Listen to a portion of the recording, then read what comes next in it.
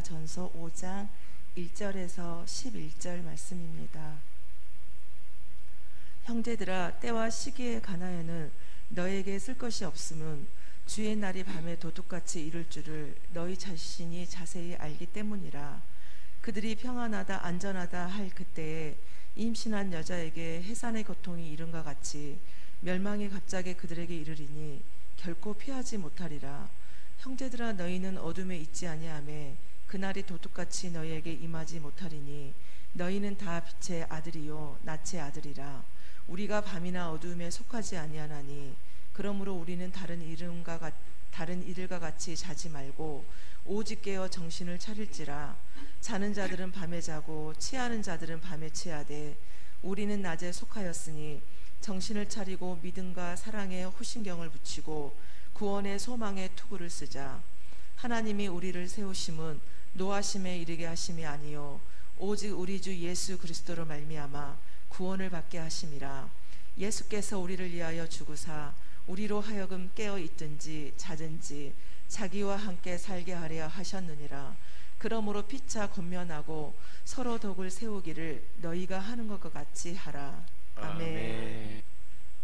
하나님의 대행자되도록 하나님의 자녀로서 마지막 때의 삶을 어떻게 살아야 할 것인가를 오늘 말씀 우리에게 들려주고 있습니다. 오늘 말씀은 데살로니가 교회에 사도 바울이 맨 먼저 편지를 써서 교회에 보낸 서신이 데살로니가서인데, 데살로니가 교회 성도들은 신앙생활을 한 지 몇 년이 되지 않았는데 믿음의 역사가 나타났습니다.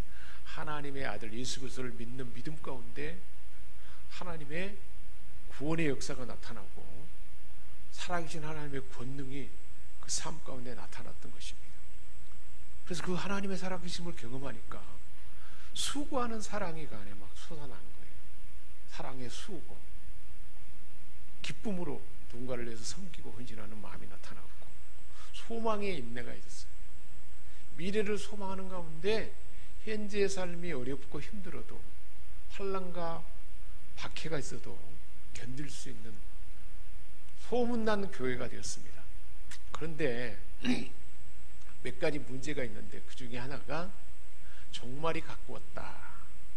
우리 예수님이 마지막 때가 되면 곧 있게 될 것이다. 그러니까 깨어있으라, 잠자지 말라, 그런 말을 했는데 그 마지막 때가 이제 곧 이르렀으니까 아무 일도 하지 않아도 된다. 이제는 마지막 때만 준비해야 된다. 그러고 노동하지 않고 일도 하지 않냐고, 그리고 아주 무의도시가는 그런 잘못된 마지막 때를 대비하는 태도가 잘못되어 있는 그들을 향해서 주신 하나님의 말씀입니다. 이 마지막 때는 뭐냐? 하나님의 아들 예수님이 이 땅에 다시 오시면 심판주로 온다는 거예요. 종말, 이 종말이 얼마나 대단한 사건이냐. 인류 역사 가운데 인간의 눈으로 목격할 최고로 엄청난 사건이 마지막 때에 나타날 사건이라는 것입니다. 예수님이 이 땅에 심판주로 다시 오실 때에는 예수 그리스도를 구주로 믿는 자들에게는 축복이 임해요. 저와 여러분에게는 하나님의 복이 임한다는 거예요. 그런데 하나님의 아들 예수 그리스도를 믿지 않는 그 모든 사람들에게는 하나님의 진노의 심판이 임하는 사건입니다. 믿는 자들에게는 한없는 복과 위로와 하나님의 상이 주어지겠지만 믿지 않는 사람들에게는 최고의 진노가 있고 무시무시한 진노가 있게 될 것이고 영원한 지옥불에 떨어지는, 그래서 그것이 일순간으로 끝나지 아니하고 영원히 지속되는 그 사건이 있게 될 거라는 말씀입니다. 그래서 오늘 말씀은 주의 제 이름을 믿는 그런 하나님의 자녀들의 삶의 방식에 대한 권면의 말씀입니다. 주님이 다시 오실 그때에 다시 오실 그 주님을 맞이할 준비가 되어 있지 않는 그런 사람들에게는 멸망이 갑자기 닥친다는 거예요. 도둑처럼 해산할 여인에게 산통이 갑자기 오는 것처럼 그렇게 멸망이 갑자기 닥쳐서 어쩔 방도가 없이 당하게 된다는 거예요. 그런데 하나님의 아들 예수 그리스도를 믿는 저와 여러분에게는 주의 날이 갑자기 도둑같이 맞이한다는 거예요. 왜 그러느냐? 세 가지를 말하고 있어요. 우리 믿는 사람들에게는 어둠에 속하지 않았다는 거예요.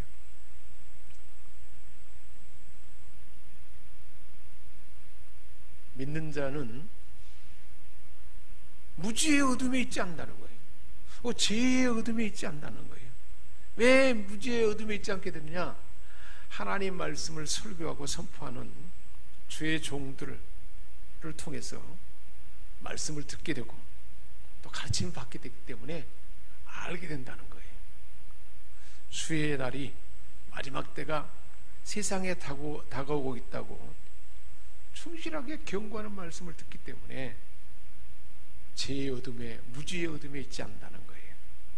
그래서 믿는 자는 죄 속에서 세상에 방하지 않는다는 거예요. 사실 죄 가운데 사는 것이 즐거운 것 같고 그렇지만 그 삶이 망가지는 삶이에요. 근데 그렇게도 아니하고 그렇게 망가지지 않도록, 방하지 않도록 경고의 말씀을 듣는다는 것입니다. 그래서 믿는 자의 마음과 생각은 하나님 중심으로 살고 하나님 은혜로 살고 하나님의 복을 받는다는 거예요. 세상의 것에 사로잡히지 않도록 경고의 말씀을 듣고 권고의 말씀을 듣기 때문에 주의 날이 도둑같이 임할 일이 없다는 것입니다. 또 한 가지는 우리 믿는 자들은 빛의 아들이기 때문에, 빛이 하나님이잖아요. 하나님의 아들이기 때문에 갑자기 닥칠 수가 없다는 거예요. 하나님 아버지가 우리 아버지인데 우리가 갑자기 망하도록 놔두지 않는다는 거예요. 하나님이 빛이신 하나님의 그 마음을 품게 되기 때문에 어둠에 속할 수가 없다는 거예요. 그렇기 때문에 우리는 갑자기 어둠이 주의 날에 그 멸망이 임할 수가 없다는 것입니다. 얼마나 큰 은혜인지 몰라요. 세 번째는 믿는 자들은 낮의 아들이라는 게, 낮의 아들, 어둠의 아들이 아니고 낮의 아들이기 때문에 심판을 반드시 피할 수가 있게 된다는 것을 말하고 있습니다. 그래서 데살로니가전서 5장 5절에는 말씀하고 있어요. 너희는 다 빛의 아들이요 낮의 아들이라. 우리 옛사람에게 한번 축복합니다. 당신은 빛의 아들이요 낮의 아들입니다. 할렐루야. 그래서 빛의 자녀들처럼 행하라, 그렇게 말씀하고 있어요. 에베소 5장 8절은 이렇게 말합니다. 너희가 전에는 어둠이더니, 우리 모두가 다 전에는 어둠이었어요. 우리 대한민국에 100여 년 전에 복음이 들어오기 전에는 다 한국 사람들 모두가 다 어둠이었어요. 그런데 이제는 주 안에서 빛이 되었습니다.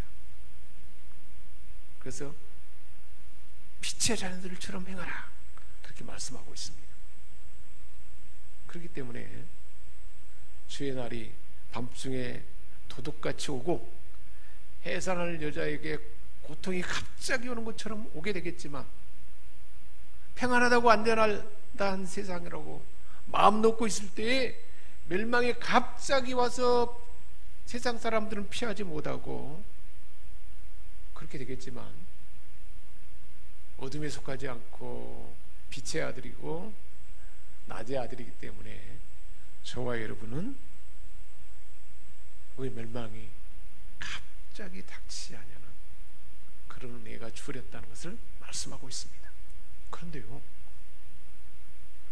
신앙에 잠을 자는 자들은 깨어있지 못하기 때문에, 잠들어 있기 때문에 이 어려움에, 잘못 위험에 빠질 수 있다는 것을 경고하면서 주신 말씀이 오늘 말씀이에요. 영적으로 잠을 잔다는 거예요. 영적으로 잠자는 사람들은 어떤 모습일까? 더 이상 하나님의 일에 정신을 바짝 차리지 못합니다. 더 이상 하나님을 생각하거나 생각을 하나님께 집중하는 삶이 없어요. 하나님을 위해서 사는 삶이 없어요. 세상에 빠져 있어요. 그러면 잘 되는 삶일까요? 세상에 빠지면 죄악에 빠져 있고, 어둠에 빠져 있고, 무질서에 빠져 있고, 갈등에 막 헤매게 된다는 거예요. 그래서 그런 가운데서 기도하지 않아요. 하나님과 교통하는 삶이 별로 없어요. 그리고 믿는 사람들과 교제하는 삶, 소그룹의 삶이 있어야 되는데 함께 교제하는 삶이 끊어져 버려요. 하나님께 예배하는 삶이 점점 멀어집니다. 예수 그리스도의 다시 오실 재림을 소망 가운데 기대하는 마음이 없어요. 이게 잠자는 사람들의 모습입니다. 그래서 결국은 어떻게 빠지냐면 세상에 술 취한 사람들, 방탕한 사람들과 같이 어울리고 휩쓸리게 됩니다. 세욕을 쫓아갑니다. 세속적이고 육체적인 사람들과 함께 어둠 속에서 흥청거리고 돌아다닙니다. 밤에 속해 있는 모습입니다. 그러니 이런 사람들처럼 잠자지 말라라고 말씀하고 있어요. 그래서 6절에 뭐라고 말할까요? 자지 말고 오직 정신을 깨어서 정신을 차리라. 사랑하는 자들아, 자지 말라. 깨어서 정신을 차려라. 깨어서 정신을 차리라 말씀하고 있습니다. 마태복음 25장 13절에도 우리 예수님 말씀하셨어요. 깨어있으라. 너희는 그날과 그 시를 알지 못한다. 밤에 갑자기 신랑과 신랑을 맞이하는 신부들이, 들러리들이 함께 있는데 신랑이로다 하는데 등불만 준비되어 있지 기름이 준비가 안 돼 있어요. 그래서 한밤중에 오니까 기름이 다 떨어져 버렸어요. 등불이 사그라져 버렸다는 거예요. 그러니까 등불도 밝히고 있지만 기름도 준비하라는 거예요. 등불이 밝혀 있다는 것은 하나님의 아들 예수 그리스도를 믿는 믿음 안에 있다는 거예요. 근데 기름이 없으면, 하나님의 은혜, 성령의 기름 부음이 없고 하나님의 공급하심이 없으면 기름이 떨어져 본다는 거예요. 그러면 불이 꺼져 버리니까 어둠에 있다는 거예요. 그러니까 자지 말고 정신을 차려서 깨어있으라 라고 말씀하고 있습니다. 깨어있으라. 너희는 그날과 그 시를 알지 못하니라. 그리고 우리 예수님 말씀했잖아요. 천국은 이와 같다 말씀했어요. 모든 사람들에게 문화를 남겨가지고 우리가 살아가는 이 세상 가운데 우리의 삶은 하나님이 주신 문화를 가지고 이 세상에서 얼마나 남겼느냐에 따라서 영원한 천국에서 그 삶을 보상받고 영원히 누리는 복된 삶을 사는 것이 천국이다. 이 세상은 나그네 삶이다 라고 말씀한 거예요. 예수님이 나그나와 행인 같은 우리의 삶이라는 거예요. 사랑하는 여러분, 우리가 예를 들면 가령 결혼을 해서 결혼 초년 때 부부가 함께 상례를 계획합니다. 우리가 50대 이후에 넉넉하게 살도록 하기 위해서 좀 전략하자, 저축도 하고 장례를 대비해서 또 보험도 들고 이렇게 준비하자. 그래서 먹는 것도 좀 아끼고 모든 걸 좀 절제하고 그렇게 합니다. 왜 그럴까요? 나중에 더 안락하고 넉넉하게 살도록 하기 위해서. 그래서 조금 아끼고 전략하고 해도 미래가 기대되는 거예요. 은행 잔고에 통장이 쌓이고 보험에 모든 것이 다 준비되고 그러면 평안하잖아. 안 되잖아요. 그래서 준비하잖아요. 그런데 그렇게 준비해봐야 한 5-60년 그 정도 넉넉하게 살 수 있어요. 근데 우리가 이 세상에 살고 있는 눈 깜짝할 사이에 이 세상은 영원한 천국을 준비하는 삶이라는 거예요. 영원한 천국, 영원한 삶, 하나님과 함께 영생 복락을 누리는 그 땅을 준비하고 예비하는 삶이라는 거예요. 우리가 그렇게 많이 착각하고 있어요. 그럼 이 땅에서 영원한 천국을 위해서 준비하는 삶, 하나님의 영광을 위해서 하나님의 뜻을 이루고 우리가 하나님 중심으로 살아가면 하나님의 모든 풍성함과 충만함이 우리에게 부어지잖아요. 그래서 그것을 통해서 영원한 나라에서도 상이 되지만 이 땅에서도 복의 통로대로 우리를 부른 줄 믿습니다. 사랑의 통로대로 우리를 불렀다는 거예요. 이 삶이 얼마나 행복한 삶인가요? 그리고 우리를 통해서 믿지 않는 사람들이 구원받는 구원의 생명의 통로로 저와 여러분을 삼은 줄 믿습니다. 그래서 이 복된 삶을 살아라 라고 권고하는 말씀입니다. 그래서 너희는 스스로 조심하라. 그렇지 않으면 방탕함과 술 취함과 생활의 염려로 마음이 둔하여지고 뜻밖의 그날이 덕과 같이 너희에게 말이라. 소돔과 고모아가 갑자기 유황불이 떨어진 것처럼 그렇게 된다는 거예요. 기록 3장 11절에는 내가 속히 말이니 내가 가진 것을 굳게 잡아, 우리에게 주어진 것을 굳게 잡아서 이 은혜와 복된 삶, 하늘의 충만한 삶을 다 경험하면서 아무나 내 면류관을 빼앗기지 못하게 하라. 빼앗지 못하게 하라는 거예요. 보라, 내가 도적같이 오리니 누구든지 깨어 자기 옷을 지켜 벌거벗고 다니지 아니하며 자기의 부끄러움을 보이지 않는 자는 복이 있도다. 요한계시록 16장에 말씀하고 있어요. 그런 삶이 복되도다. 이렇게 말씀하는 것입니다. 이 삶을 살도록 깨어서라 말하는 거예요. 어떻게 깨울 수 있을까? 8절에 말씀하고 있어요. 믿음과 사랑에 호심경을 붙이고 구원의 소망의 투구를 쓰자. 하나님의 갑옷을 입는 거예요. 에베소 6장에서는 하나님의 전신갑주를 입으라 그랬는데 오늘 데살로니가 전서에서는 빛의 갑옷을 입자. 하나님의 갑옷. 하나님의 갑옷이 뭐냐? 믿음의 갑옷, 믿음의 흉배, 사랑의 흉배라는 거예요. 하나님의 아들을 믿는 가운데 믿음으로 우리는 하나님의 아들 예수 그리스도를 믿는 믿음으로 우리 모두는 죄와 사망에서 구원받았다는 거예요. 하나님의 상속자가 됐다는 거예요. 믿음으로 영원한 천국이 보장됐다는 거예요. 이 믿음이 있을 때 하나님의 또 약속의 말씀을 믿는 믿음 가운데 하나님의 역사를 경험하기에 이런 삶은 우리 가슴을 완벽하게 보호한다는 거예요. 또 사랑은 뭘까요? 하나님이 우리를 사랑했는데 얼마나 사랑했는가?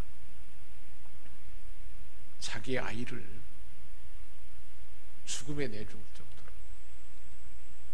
사지에 내 몰아줄 정도로 우리를 구원하기 위해서 하늘에서 아들을 땅으로 보냈잖아요. 그리고 우리를 위해서 종처럼 수고했어요. 일생을 예루살렘에 들어와 가지고는 수치를 다 담당했어요. 부끄러움, 죄 때문에 우리가 받아야 할 부끄러움, 고통, 비난, 온갖 수모, 무시무시한 고통, 죄의 벌을, 형벌을, 징계를 다 받아놨어요. 우리가 받으면 안 되니까, 견딜 수 없으니까, 그리고 죽어버리니까, 지옥 가게 되니까 그렇게 하지 않도록 우리를 위해서 예수님이 다 그 사랑의 흉배를 붙이라는 거예요. 사랑의 흉배. 왜 예수님이 우리를 위해 죽으셨습니까? 죽음으로 말미암아 저와 여러분 죽음에서 생명으로 옮겨졌습니다. 죄의 형벌을 면하게 됐어요. 죄의 형벌은 수치, 고통, 모든 것이에요. 그리고 영원한 감옥, 영원한 지옥 형벌이에요. 그것을 다 면하게 하고 죄에서 자유케 하고 우리의 모든 갈등에서 자유케 하고 그래서 아들을 내어주고 자신이 이렇게 담당하고 우리를 사랑해 주셨던 것입니다. 우리가 아직 죄인 되었을 때 내가 죄 가운데 있고 계속 하나님을 막 찔러대고 하나님 마음에 안 드는 그때에 아들을 대신 죽게 함으로 하나님이 우리를 향한 하나님의 사랑을 확증했다 그랬습니다. 로마서 5장 8절 말씀입니다. 그래서 사도 바울은 이렇게 말해요. 그리스도의 사랑이 우리를 강권하는도다. 그 사랑이 이제 우리에게 부어졌기 때문에 사랑의 마음이 우리에게 솟아나도록 했다는 거예요. 그 사랑의 흉배로 붙이기 때문에 하나님의 그 빛의 갑옷을 입게 되는 것이고 이 복된 삶을 살게 된다는 거예요. 깨어있는 삶이 지속될 수 있다는 것입니다. 그리고 마지막으로 세 번째로는 구원의 소망의 투구를 쓰는 것입니다. 소망의 투구. 그 소망. 우리가 영원히 살 천국에서 하나님이 예비신 상급을 누리는 것입니다. 눈에 보이지 않지만 그 소망이 가장 값진 소망인 줄 믿습니다. 그래서 하나님을 으뜸으로 여기고 하나님께만 예배하고 하나님을 온전히 섬기고 최선을 다해서 하나님 중심으로 살아가는 삶이 우리는 눈앞에 보이는 우리 가정, 내 자신의 삶에 집중하게 되잖아요. 그런데 먼저 그의 나라와 의를 구하면 하나님을 으뜸으로 섬기고 하나님께 주권을 맡기고 하나님의 뜻을 받들어서 나를 제한하고 희생하고 섬길 때 그 삶이 얼마나 빛나는지 하나님을 믿는 믿음 가운데 이렇게 하나님 중심으로 살아가는 삶을 하나님은 우리를 그대로 내버려두지 않잖아요. 우리 계산으로 볼 때는 우리 생각으로 볼 때는 손해일 것 같고 뭔가 다 희생하는 것 같지만 더 넉넉하고 충만하고 풍성함을 저와 여러분의 삶 가운데 부어주는 줄 믿습니다. 소망을 기대하고 소망 가운데 살아갈 때 약간의 제한을 가운데 살아갈 때 이 산소망을 준다는 거예요. 그래서 로마서 8장 24절은 말씀하고 있습니다. 우리가 소망으로 구원을 얻었음에 보이는 소망이 소망이 아니니 보는 것을 누가 바라리요. 보지 않는 것을 바라면 참으로 기다릴지라. 참으로 그 소망을 바라보는 것입니다. 찬송하리라. 우리 주 예수 그리스도의 아버지 하나님이 그 많으신 긍휼대로 예수 그리스도의 죽은 자 가운데서 부활하심으로 말미암아 우리를 거듭나게 하사 하늘에 산 소망이 있게 하셨다 그랬습니다. 너희를 위해서 하늘에 간직한 것이다. 영원한 그곳에 보이지 않지만 그 소망을 품고 있을 때 그것이 구원의 투구예요. 가장 우리의 핵심의 삶이라는 거예요. 이 땅은 나그네 삶이고 잠시 있다가 떠날 인생인데 이 기간 동안에 영원한 천국을 소망 가운데 준비하는 삶은 이 땅에서도 복된 삶인 줄 믿습니다. 살아가는 자들아, 우리가 지금은 하나님의 자녀라. 장래에 어떻게 될 것을 아직 나타나지 않았으나 그가 나타내심이 되면, 예수님이 오시면 우리가 그와 같을 줄을 아는 것은 그의 계신 대로 그대로 볼 것을 의미합니다. 주를 향하여 이 소망을 가진 자마다 그의 깨끗하심과 같이 자기를 깨끗하게 하니라. 장래에 우리 주님이 부활하신 그 주님이 오시면 주님이 부활해서 영원한 신령한 몸으로 바뀐 것처럼 우리도 그렇게 부활하게 될 것을 말씀하고 있습니다. 그래서 10절에 말씀합니다. 이런 삶이 지속하도록 하는 은혜가 어떻게 주어졌는가를 오늘 말씀 10절에서 말씀하고 있어요. 예수께서 우리를 위하여 죽으사 우리로 하여금 깨어있든지 자든지 자기와 함께 살게 하려 하셨느니라.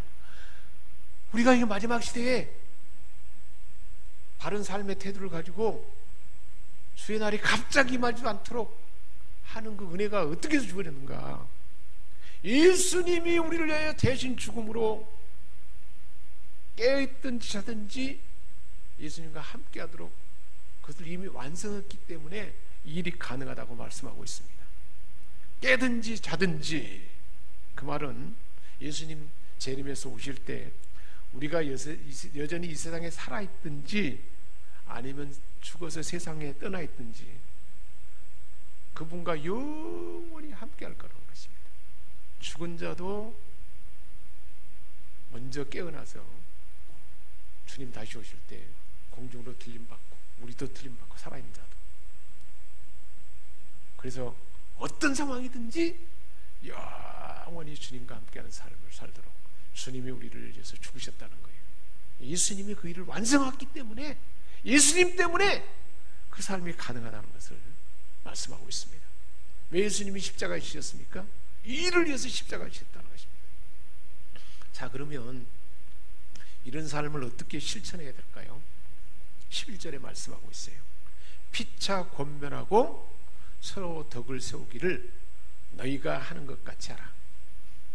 피차 권면하라는 거예요. 이런 삶을 깨어있어. 하나님 은혜 안에 머물읍시다. 그리고 잠을 자는 것 같으면 정신 차리고 다시 새 힘냅시다 라고 서로 권면하고 막 교훈하고 격려하고 그렇게 하라는 거예요. 또 좀 힘들어 있고 낙심되어 있으면 위로해 주는 거예요. 이사야 40장 1절에 말씀하고 있어요. 너희 하나님이 가라사대 너희는 위로하라. 내 백성을 위로하라. 잠자고 있고 낙심에 빠져 있고 좀 등한해한 사람이 있으면 위로하고 격려하고 세워주라는 거예요. 데살로니가서 4장 18절에 그러므로 이 여러 발로 서로 위로하라. 오늘 11절 말씀도 피차 권면하고 피차 덕을 세우기를 너희가 하는 것 같이 하라. 서로 그렇게 하라는 것입니다. 덕을 세워주는 거예요. 격려하는 거예요. 강하게 하고 세워주고 함께함으로 우리가 그 삶을 살게 되잖아요. 서로 막 그렇게 함으로써 숯불이 막 함께 있을 때 뜨거워진 것처럼 이 삶을 지속하도록 그렇게 할 때 이 복된 은혜가 저와 여러분에게 임하게 되는 줄 믿습니다. 얼마나 감사하는지 몰라요. 오늘은 추수감사절인데 하나님 주신 은혜를 상상할 수가 없죠. 지난 1년 동안 우리 하나님께서 우리가 알지 못하는 순간에도 우리를 지키시고 보호하시고 강건하게 하시고 하나님 은혜 가운데 여기까지 오게 한 줄 믿습니다. 감사는요 하나님의 능력이 나타나는 통로예요. 우리 예수님이 보리떡 5개와 물고기 2마리로 하나님 앞에 우러러 감사하며 축복할 때 수많은 사람을 먹일 수가 있었어요. 다니엘이 사자굴에 이제 던져져서 죽일 그 상황 가운데서도 하나님 앞에 감사하면서 기도했어요. 하루에 3번. 그랬더니 사자굴에서 건진받고 하나님의 영광을 드리는 삶을 살게 됐던 것입니다. 감사는 하나님의 살아계심이 더 나타나도록 하는 축복의 통로고 또한 우리 삶 가운데 하나님의 풍성함이 경험되도록 하나님 신뢰하는 믿음이 더 온전해지도록 우리에게 주신 하나님의 우리를 향한 그 마음의 태도예요. 감사하는 자에게 하나님의 구원이 말하라. 하나님의 구원은 여러 가지로 나타나잖아요. 한 해를 돌아보면서 우리가 오늘 추수감사 예물을 드리는데 이 감사의 표현이 우리의 남은 생의 모든 삶에 더 풍성하게 우리 가운데 역사할 줄 믿습니다. 기도하겠습니다.